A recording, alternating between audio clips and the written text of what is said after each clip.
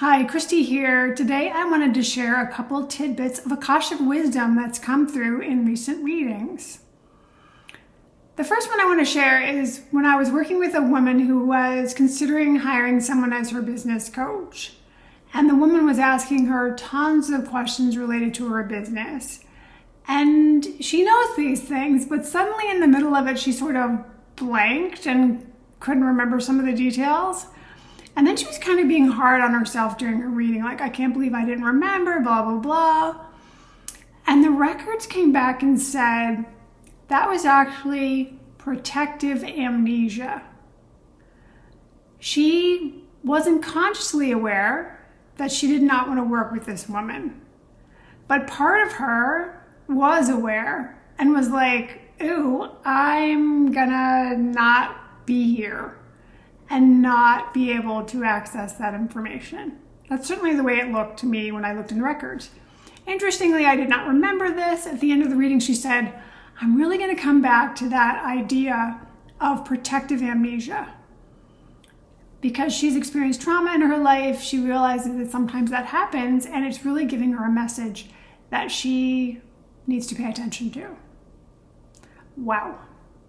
I never really thought about protective amnesia. That's just something that came in the records. A second tidbit was from a woman who was from Canada and had some native Canadian blood in her heritage. You know, her ancestors were native Canadians, some of them. And she was having this difficulty, and it was really thorny, and it was really hard. And the record's wisdom was, can you let the wind blow through it? Which sounds almost poetic. It's not a phrase I've ever heard. It's not a thing I've ever said before. But it just keeps striking me whenever I think about it, like, yes, can we just let the wind blow through things and move energy and create space? And I've got the chills, which always happens when big truth comes through. Can we just let there be more room?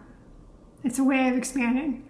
To me, it sort of has a ancient wisdom kind of feeling to it, which didn't come from me. It definitely came from her records. So that's just part of why I really love the records, because so often things will come that I never thought of. And it's mostly for the people that are hearing it, that I'm sharing with, but it also helps me, which is amazing and cool.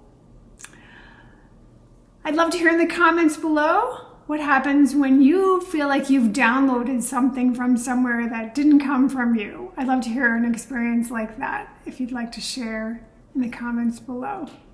I look forward to seeing you in the next video. And in the meantime, please go be brilliant.